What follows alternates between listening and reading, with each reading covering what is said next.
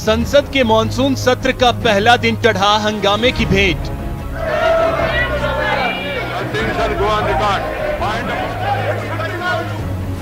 संसद में नए मंत्रियों का परिचय हुआ बाधित।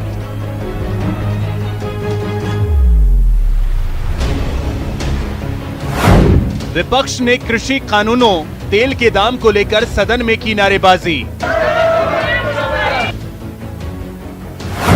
विपक्ष के हंगामे के कारण पीएम नए मंत्रियों का परिचय नहीं करा सके। देश के किसानों के बेटे मंत्री बने, ये बात कुछ लोगों को राज नहीं आती है और इसलिए उनका परिचय तक नहीं होने देते हैं। पीएम ने कहा, कुछ लोगों को रास नहीं आ रहा बड़ी संख्या में महिला, दलित और आदिवासियों का मंत्री बनना। देश के दलित मंत्री बने, देश की महिला मंत्री बने, देश के ओबीसी मंत्री बने, देश के किसानों के बेटे मंत्री बने, ये बात कुछ लोगों को राज नहीं आती है और इसलिए उनका परिचय तक नहीं होने देते हैं। पीएम ने विपक्षी दलों के रवैये को महिला एवं दलित विरोधी मानसिकता का परिचय करार दिया। हमारे आदिवासी शेड्यूल ट्राइब के सारे साथी बहुत बड़ी मात्रा में मंत्री बने हैं, सबको खुशी होती। मोदी के भाषण पर कांग्रेस के उदित राज बोले, किस दलित मंत्री को अच्छा मंत्रालय दिया गया। मॉनसून सत्र के लिए लोकसभा में 2 फाइनेंशियल बिल समेत कुल 23 बिल लिस्टेड हैं। मैं माननीय सदस्यों से आग्रह कर रहा हूं कि वो अपने अपने आसन पर विराजें। 6 बिल पिछले सेशन से पेंडिंग हैं, जबकि 17 नए बिल हैं। सरकार की कोशिश है सेशन हंगामे की भेंट न चढ़े।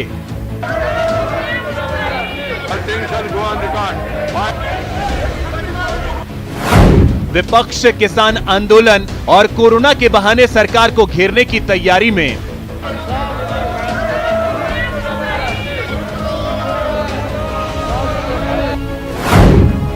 किससे तकरार। बहुत स्वागत है आपका। प्राइम डिबेट देख रहे हैं आप, आपके साथ में जेपी शर्मा। इस बात के पूरे आसार हैं कि संसद का पूरा सत्र ही हंगामेदार रहे। किसानों का मुद्दा, पेट्रोल डीजल की महंगाई और कोविड मैनेजमेंट के मुद्दों पर विपक्ष सदन के बाहर लगातार मुखर था और कयास लगाए जा रहे थे कि हाउस जब भी चलेगा इन मुद्दों पर सरकार को घेरा जाएगा।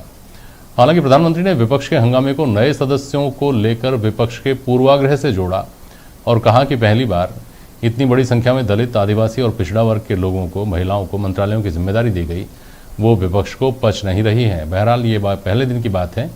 अब आगे मुद्दों पर चर्चा की भी बारी आएगी और नए विधेयकों पर बहस भी होगी, जिसके दौरान हंगामे के पूरे आसार हैं। ऐसे में सवाल उठते हैं कि विपक्ष वाकई मुद्दों पर सरकार को घेरना चाहता है या उसका पूर्वाग्रह उससे हंगामा करा रहा है।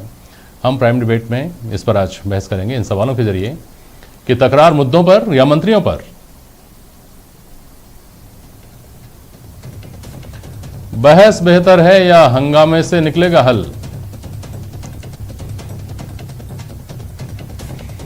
और क्या असल मुद्दों से भटकाने की कोशिश कर रही है सरकार।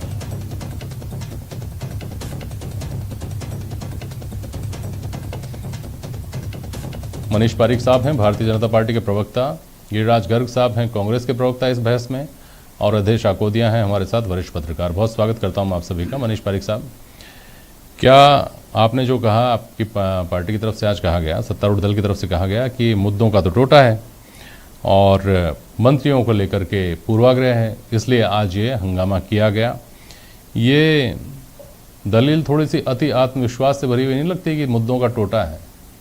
नहीं, नई बात है नहीं। 6-7 किसान बिल, ये 6 महीने पुरानी बात है। 2 बार संसद सत्र हो चुका है। इसलिए जयप्रकाश जी, ये बात तो समस्या आती है कि जब शब्द खत्म होते हैं तो अपशब्द शुरू होते हैं, जब तर्क खत्म हो जाते हैं तो बहस शुरू होती है। तो ये जो बात है वो यही है, संसद में बोलने का टोटा पड़ा हुआ है। कभी ढंग से कोई बहस करी हो, कोई मुद्दा उठाया, उसे ध्यान नहीं आता। और सबसे बड़ी बात, जो जनता की नब्ज है उससे भी दूर जा रही है सरकार। जनता के तो कोरोना से परेशान है, उनको सस्ता इलाज मिले, उनको सबको बिल का भुगतान हो जाए। कैसे लोगों को मुश्किल आ रही है, अपने लोगों को खोया है लोगों ने, उनके साथ उनकी नस पर हाथ रखना चाहिए विपक्ष को, वो नहीं कर रहे हैं। और जो फॉर्मेलिटी है, जिसका एक मंत्रियों का परिचय कराना, फॉर्मेलिटीज होती हैं, वो जानते हैं, बरसों से कराए हैं, पर ऐसा लगने लगा है कि 404 आदमी थे कांग्रेस पार्टी के, अब 40 रह गए, तो अब वो फ्रस्ट्रेशन में ऐसे करते हैं।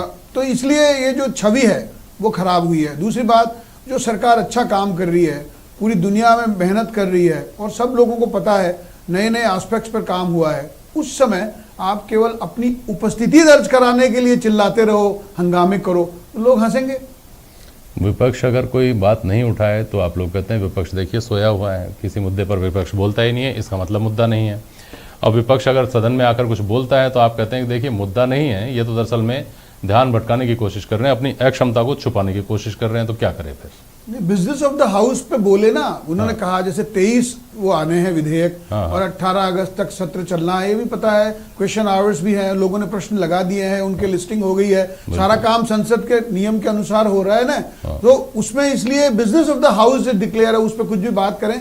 दूसरी बात, विशेष अधिकार, ध्यानाकर्षण, शून्यकाल सब रहने वाले हैं, तो चिल्लाने का मतलब ही है कि शब्द खत्म हो गए। सही बात है। सत्तारूढ़ दल जो है वो जब भी विपक्ष में रहा है तब ये सारी चीज़ें इसी तरह से हुई होंगी जैसे आप बोल रहे हैं, उसी तरह संसदीय प्रणालियों का, संसदीय परंपराओं का निर्वाह हुआ होगा। लेकिन गिरिराजगर की पहले प्रतिक्रिया ले लूँ, फिर आता हूँ आपके पास, कहाँ कहाँ कब कब कैसे कैसे परंपराएं टूटी होंगी। गिरिराजगर साहब बोलिए। देखिए, सबसे पहले तो मुझे तरस आता है मनीष जी की बुद्धि पे कि ये कांग्रेस के 40 सांसद बता रहे हैं। अगर इतने भी इनकी जानकारी का अभाव है तो अफसोस की बात है कि मनीष जी जैसे सीनियर एडवोकेट भी है, पार्टी के प्रवक्ता भी हैं, और वो लोकसभा में कांग्रेस के 40 सांसद बता रहे हैं। दूसरी बात जो इन्होंने कही कि विपक्ष के पास शब्द नहीं है और बोलने को कुछ नहीं है, इसलिए तो मैं ये कहना चाहता हूं कि मनीष जी, पिछले जो जेपी शर्मा जी ने कहा कि जब सरकार में आप नहीं थे उस समय क्या इसी प्रकार का आचरण आप लोगों का था, क्या इसी प्रकार का एक्शन हुआ करता था? आज सबसे बड़ी बात यह है कि केंद्र सरकार पूरी तरह से फेल हो गई है। आपने स्वास्थ्य मंत्री को हटा दिया, आपने शिक्षा मंत्री को हटा दिया, आपने कानून मंत्री को हटा दिया, आपने प्रचार मंत्री को हटा दिया, तो ये सब क्या है? ये आपकी सरकार की असफलता है जो आप छुपाना चाहते हो, और विपक्ष जब मुद्दे उठाता है तो लोकसभा में उसको बोलने नहीं देना चाहते हो, और राहुल गांधी की जो जासूसी करवा रहे हो उसके ऊपर आपको जवाब देना पड़ेगा। अच्छा। ये मत सोचिए कि आप बहुमत में है तो दादागिरी से, जिस तरह से आपने सरकार चलाई है और जिस तरह से आप विपक्ष को दबाना चाहते हैं उस तरह से विपक्ष को दबा लेंगे। गिरिराज जी, आपकी सरकारें जाता रही है, जवाबदेही आपकी है, सरकार में आप है। आप हर बार ये कह के कांग्रेस ने ऐसा किया, कांग्रेस ने ऐसा किया, अरे कांग्रेस ने जो किया वो तो कांग्रेस का अपना कार्यकाल था। आप क्या कर रहे हैं? आप अपनी उपलब्धि बताइए ना। नहीं करिए, ये कहकर तो आप बच नहीं सकते कि कांग्रेस का जो कार्यकाल था उसमें कांग्रेस ने क्या किया उसको भूल जाओ, क्योंकि कांग्रेस आज भी एक राजनीतिक पार्टी है, कांग्रेस आज भी चुनाव लड़ रही है, कांग्रेस आज भी ये दावा करती है कि वो सत्ता में लौटेगी। इसलिए कांग्रेस के ऊपर अगर कोई अतीत के सवाल उठते हैं तो उनसे कांग्रेस ये कहकर नहीं बच सकती कि वो हमारा काल था, वो चला गया, उसके साथ ही सवाल भी चले गए। सवाल तो उठेंगे। अगर आपने राजनीति छोड़ दी होती, अगर कांग्रेस पार्टी खत्म हो गई होती तो फिर बात नहीं थी, लेकिन आप आज भी एस्पिरेंट है ना, आप अगले चुनाव में फिर जाएंगे ना। लेकिन भारतीय जनता पार्टी की वर्तमान सरकार जो है, वर्तमान नेता जो है, वो ले दे के इनको रात को सपने में भी कांग्रेस दिखती है, इनके बुखार कांग्रेस का चढ़ा हुआ है। अरे भाई, जब संसद के अंदर देखो गिरिराज जी, दो रियासत का विलयीकरण नेहरू जी के जिम्मे छोड़ा था, जम्मू कश्मीर और 7 सिस्टर्स का, दोनों डिस्प्यूटेड कर दिए। 550 रियासतों का विलयीकरण सरदार पटेल जी ने आराम से कर दिया। अब नेहरू जी को नहीं बोलेंगे, हम नेहरू जी को कुछ नहीं बोलेंगे, आप ऐसे कहने लग जाते हो। अरे उनको ये बोलो कि जम्मू कश्मीर का विलयीकरण शेख अब्दुल्ला के साथ में अलग स्वतंत्र राज्य की बात करने लग गए। हम बोलेंगे नहीं ये बात कि भारत के टुकड़े करना चाहते थे आप, और अब सरदार पटेल जी ने 550 रियासतों का विलयीकरण कर दिया आपके छाती पर बैठकर, लेकिन तब कुछ नहीं हुआ। एक मिनट, नागालैंड, अरुणाचल सब जगह। अरे साहब, इतना बड़ा इतिहास तो हम इस आधे घंटे की बहस में डिस्कस नहीं कर सकते, लेकिन जो आज का मुद्दा है उसके ऊपर बात कर लें। मनीष पारिक साहब, एक मिनट सुनिए। गिरिराज साहब सुनिए, मनीष पारिक जी, 2G स्पेक्ट्रम मामले में पूरा शीतकालीन सत्र था ना, वो पूरा आप लोगों ने बाधित कर दिया था जेपीसी की मांग पर, याद होगा आपको अच्छी तरह से। वो भ्रष्टाचार आज आ गई है बात सामने, आज बात सामने आ गई मैंने है। आपको कहा भ्रष्टाचार एक बात है। अरे साहब मुद्दा था ना, मुद्दा था, मुद्दे को लेकर आपने सदन को क्यों बाधित किया? आप तो इस वक्त परंपरा के पोषक हैं। फिर भी किसको आपने मंत्री बनाया? पूछा मनमोहन सिंह जी से किसी ने? ये प्रधानमंत्री का प्रोवोकेटिव राइट है कि वो किसको मिनिस्टर बनाते हैं। सदन के सुचारू रूप से चलने के, तीखे सवाल पूछने के और उनके जवाब देने के, स्पष्टीकरण देने के हिमायती है ना? तो हिमायती अगर हैं तो उस वक्त लिया होता ना जवाब। 1 महीने तक क्यों सदन को बाधित किया आपने? संजय बारू लिख रहे हैं आज के 2004 में प्रधानमंत्री ने जब राष्ट्रपति के अभिभाषण पर धन्यवाद प्रस्ताव ज्ञापित करना चाहा तो आपने नहीं, उसको धन्यवाद प्रस्ताव भी ज्ञापित नहीं करने दिया प्रधानमंत्री जी को। गंभीर विषय यह है कि जिनको जो संसद में होने चाहिए वो जेल में जा रहे हैं, भ्रष्टाचार मचा रहे हैं। यहाँ पे एक भी भ्रष्टाचार नहीं है, घोटाला नहीं है। आप जबरदस्ती डांस कर रहे हो सदन की फ्लोर पे, टाइम खराब कर रहे हो जनता के पैसों का। आपके पास अगर जवाब है तो अपनी भाषा बोलना, उसमें प्रश्न रखना, उत्तर बोलना, दूध का दूध पानी का पानी कर देना नंगा। किसको करना चाहते हो? कुछ है नहीं, चिल्ला रहे हैं, शोर मचा रहे हैं। अरे तर्क लाओ, तथ्य लाओ, दस्तावेज लाओ, सबूत लाओ, कुछ भी नहीं। ठीक है, अवधेश आकोदिया जी, अवधेश आकोदिया साहब, आपको मेरी आवाज आ रही है ना? सुनिए गिरिराज साहब सुनिएगा। अवधेश आकोदिया, बिल्कुल आ रही है। मनीष पारिक साहब ने जब बात शुरू की तब इन्होंने कहा कि कांग्रेस की स्थिति ये हो गई है कि इतने से इतने पर आ गई है। मैं अगर इसको इस तरह से देखें, हम जैसा बहुत सारे विश्लेषक देखते हैं कि सवाल सिर्फ कांग्रेस का होता तो भारतीय जनता पार्टी के लिए इतनी बड़ी चुनौती थी ही नहीं। पूरा विपक्ष कोविड मैनेजमेंट के मामले में और महंगाई के मामले में, कम से कम किसानों के मामले में दो फाड़ हो सकती है, अलग अलग राय हो सकती है अलग अलग दलों की, लेकिन ये 2 मुद्दे ऐसे हैं जिसमें पहले से लग रहा था कि सरकार के लिए समूचा विपक्ष जो है वो मुसीबत खड़ी करेगा। गिरिराज गर्ग कहते हैं कि भारतीय जनता पार्टी को और सपने में भी कांग्रेस दिखाई देती है। तथ्य यह है कि केवल 6 सीटों पर, लोकसभा की 6 सीटों पर कांग्रेस भाजपा से जीत करके आई हुई है। 52 कुल मिलाकर जो जीते हैं उसमें 46 सीटों पर आप दूसरे दलों से जीत करके आए हैं। सपने में कहाँ कांग्रेस दिखेगी? तो जो तमाम विपक्षी दल हैं, जो समूचा विपक्ष एक है, अभी बात यह है कि ये जो मुद्दे हैं ये हर आदमी से जुड़े हुए मुद्दे हैं। महंगाई हर आदमी से जुड़ा हुआ मुद्दा है। कोविड का मैनेजमेंट या मिसमैनेजमेंट हर आदमी से जुड़ा हुआ मुद्दा है। इसलिए सरकार के सामने क्या इस बार वाकई एक ऐसी स्थिति नहीं है जिसमें उसको चैलेंज महसूस होगा, और शायद यही वजह है कि हंगामे को सीधा सीधा प्रधानमंत्री ने जोड़ा किस चीज़ से? दलितों से, ओबीसी से, महिलाओं से और आदिवासियों से। अवधेश आकोदिया।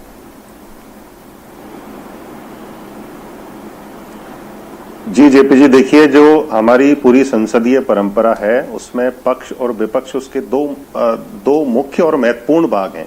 दोनों भाग जब ठीक ढंग से काम करते हैं तो ही संसदीय परंपरा ठीक ढंग से चलती है, कोई फैसले करती है। उसमें एक पक्ष ये कहे कि साहब दूसरा पक्ष गलत है, दूसरा पक्ष कहे ये पक्ष गलत है, तो कोई भी जो एक अपने यहाँ जो पार्लियामेंट्री डेमोक्रेसी है वो ठीक ढंग से काम नहीं कर पाएगी।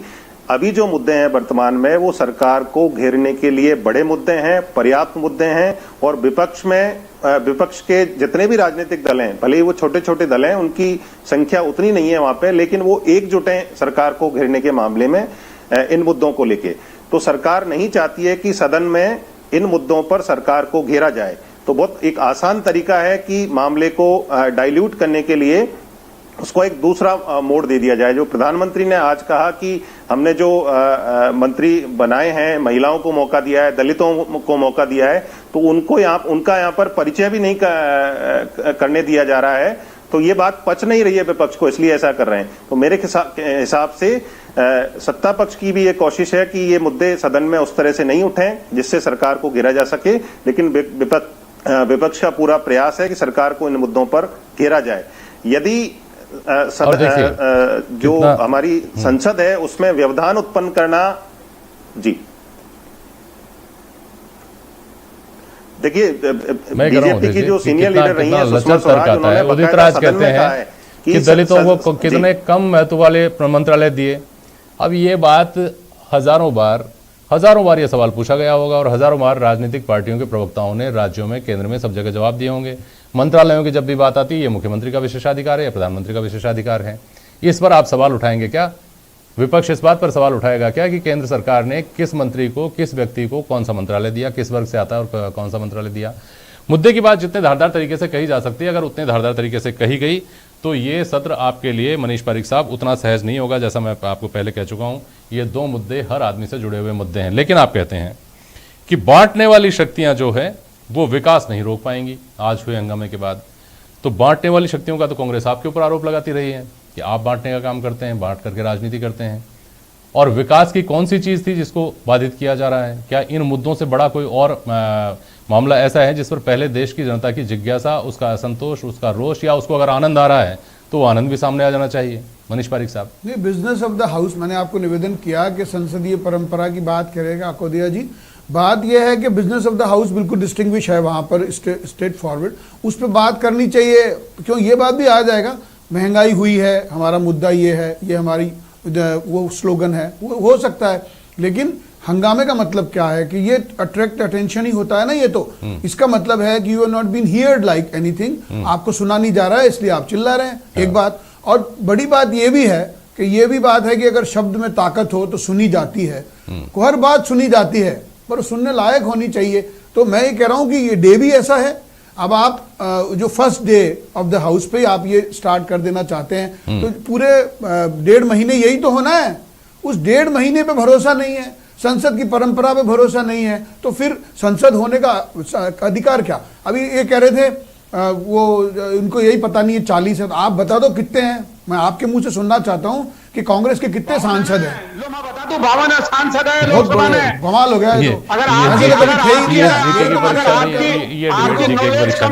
अरे मैं यही कह रहा हूं, राहुल गांधी जी के पिताजी के टाइम पे 404 थे, ये भी बोला है ना मैंने।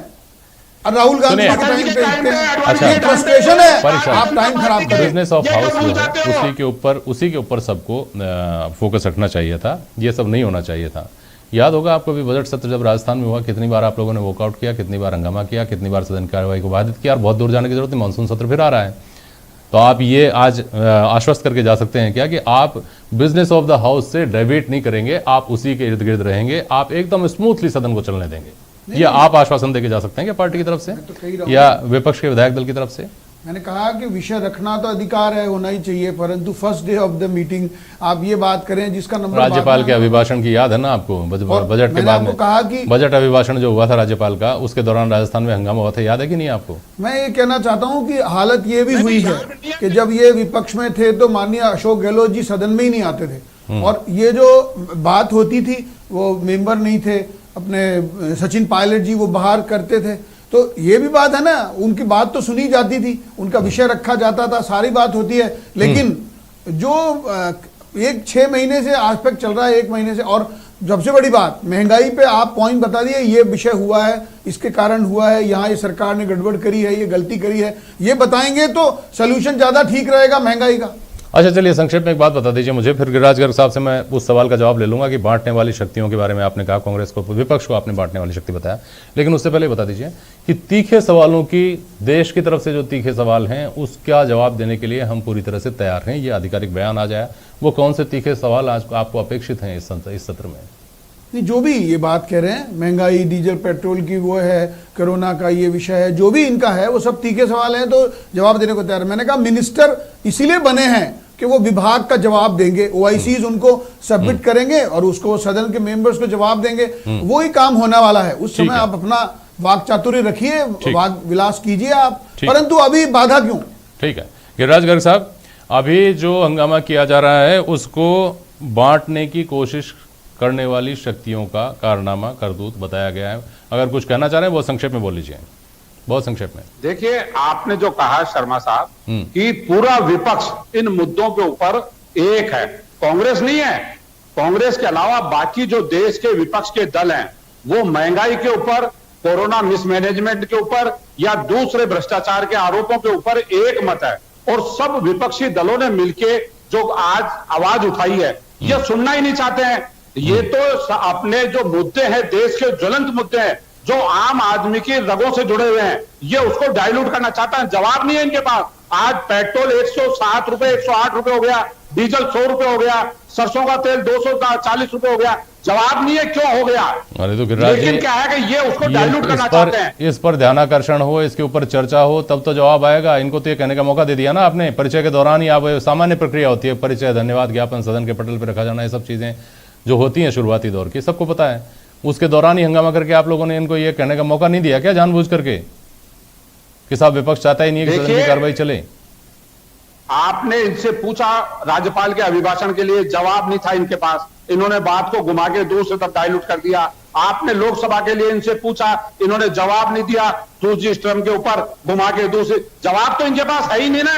ये जिम्मेवारी से तो पल्ला झाड़ लेते हैं, ये यूटर्न लेके इधर अगल बगल में झांकने लग जाते हैं ना। जवाब तो है ही नहीं स्पष्ट इनके पास कि महंगाई का क्या हुआ, जो 72 रुपए पेट्रोल था मनमोहन सिंह ये देखना दिलचस्प होगा। 40 रुपए बॉन्ड के दिए, ऑयल बॉन्ड के पैसे दे रहे हैं, सत्र के दौरान पहले कह चुके हम। बहस भी होगी, जैसा मैंने शुरू में कहा, चर्चा भी होगी, बहस भी होगी, नए विधेयक आएंगे उन पर भी चर्चा होगी, जो देशव्यापी मुद्दे हैं उनके ऊपर भी चर्चा होगी। उन चर्चाओं में तीखे सवालों के किस किस तरह के जवाब आते हैं, उसके ऊपर किस तरह की प्रतिक्रियाएं आती हैं, देखना दिलचस्प होगा। बहुत शुक्रिया आप सभी का आज प्राइम डिबेट में शामिल होने के लिए। आज के लिए बस इतना ही, नमस्कार।